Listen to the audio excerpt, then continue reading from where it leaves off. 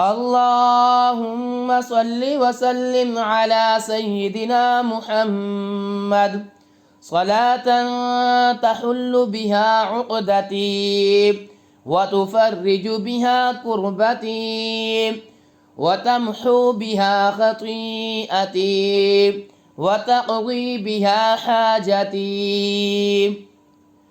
اللهم صل وسلم على سيدنا محمد صلاة تحل بها عقدتي وتفرج بها كربتي وتمحو بها خطيئتي وتقضي بها حاجتي.